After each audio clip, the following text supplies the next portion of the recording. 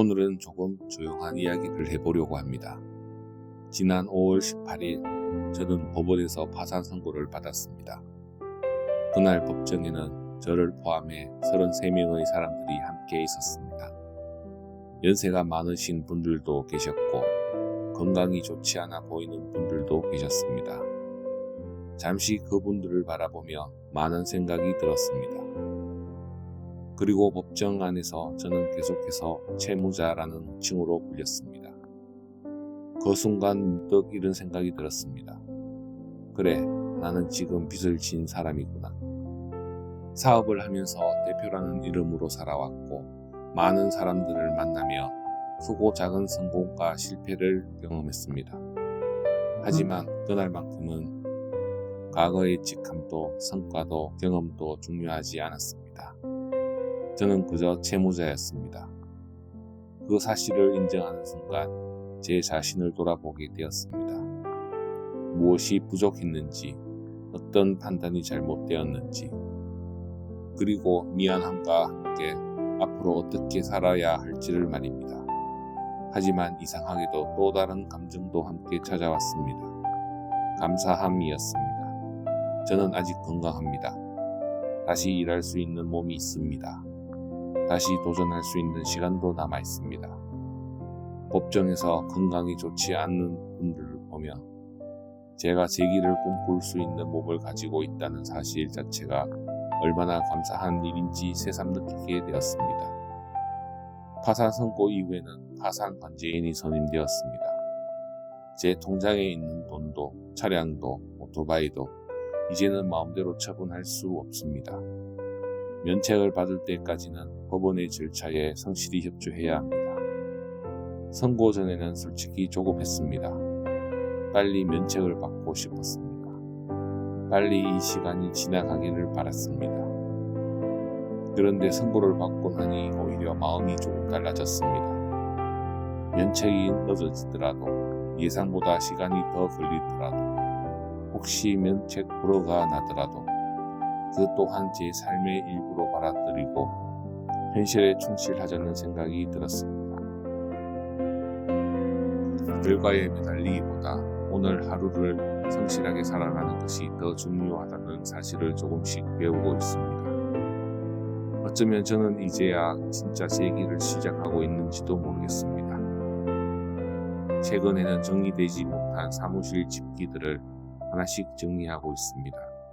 17년 동안 사업을 하며 사용했던 물건들, 추억이 담긴 물건들도 있고 실패의 기억이 담긴 물건들도 있습니다. 처음에는 버리기가 쉽지 않았습니다. 하지만 집주인과 협의하면서 하나씩 정리하기로 했습니다. 특히 부피가 크고 과거에 대한 미련만 남기는 물건들은 가감히 버리려고 합니다. 추억은 마음속에 남기되 지금까지 끌고 갈 필요는 없다는 생각이 들었습니다. 파산 선고 이후 가장 크게 다가오는 현실은 생계입니다. 그리고 딸아이의 교육비와 생활비입니다. 아버지로서 그 책임은 여전히 제 몫입니다. 제주 생활은 생각보다 비용이 많이 듭니다. 숙소 비용도 들어가고 이동 비용도 들어가고 무엇보다 아직 수입이 안정적이지 않습니다. 건설 현장 일은 일이 있을 때도 있고 없을 때도 있습니다. 제주 역시 건설 경기가 많이 위축되어 있습니다. 그래서 저는 당분간 법인 택시를 하기로 마음먹었습니다. 주변에서는 걱정도 하고 부정적인 의견도 이야기합니다. 하지만 지금의 저에게 선택지는 그리 많지 않습니다. 50대 중년 남성이 새로운 직업을 찾는 것은 생각보다 쉽지 않은 일입니다. 특히 무자본 상태에서 혼자 시작할 수 있는 일은 더욱 그렇습니다. 그런 점에서 택시는 현실적인 선택이라고 생각했습니다. 사실 처음 해보는 건설 현장 일도 생각보다 할만했습니다. 물론 쉽지는 않았습니다. 몸도 쓰고 낯선 환경에 적응해야 했습니다. 하지만 막상 해보니 충분히 배워가며 할 수 있는 일이었습니다. 택시도 마찬가지라고 생각합니다. 직업마다 장단점은 분명히 존재합니다. 하지만 택시의 경우에는 비바람을 피할 수 있는 차 안에서 일을 할 수 있고 운전을 하며 생각을 정리할 수 있다는 점이 오히려 저에게는 매력적으로 느껴졌습니다. 어쩌면 지금의 저에게 필요한 것은 전속력으로 달리는 것이 아니라 잠시 숨을 고르며 방향을 다시 잡는 시간인지도 모르겠습니다.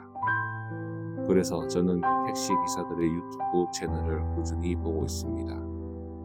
그들의 생활 패턴을 배우고 손님을 대하는 방식을 배우고 수입 구조를 배우고 하루 일과를 배우고 있습니다. 그냥 택시를 하는 것이 아니라 그 분야에서도 상위 2% 안에 들어가겠다는 목표를 세웠습니다.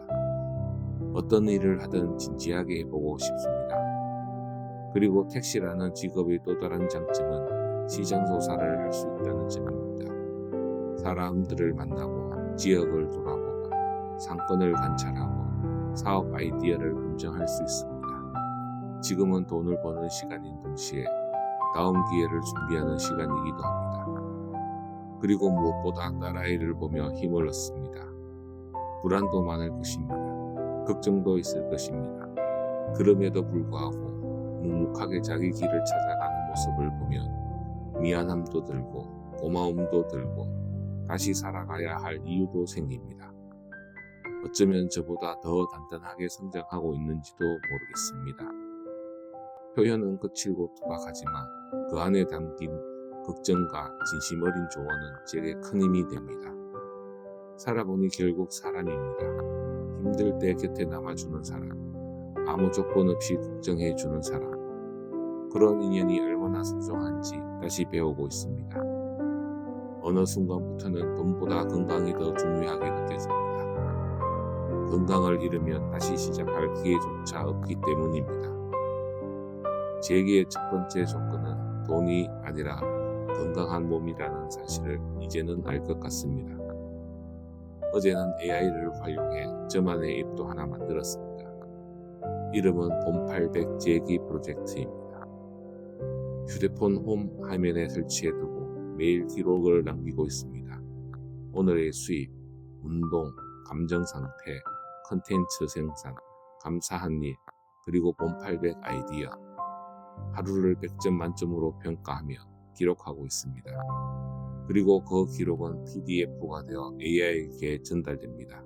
저는 다시 AI와 함께 검토하고 조언을 받고 방향을 점검하고 있습니다.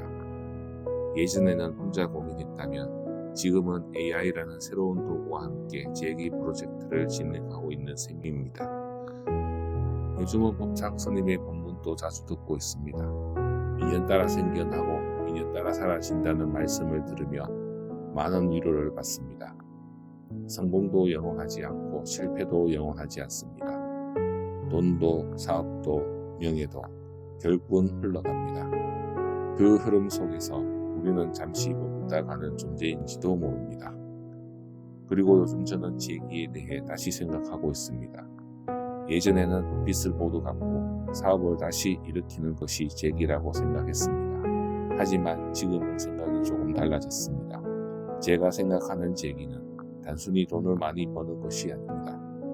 다시 건강한 사회의 일원으로 살아가는 것입니다.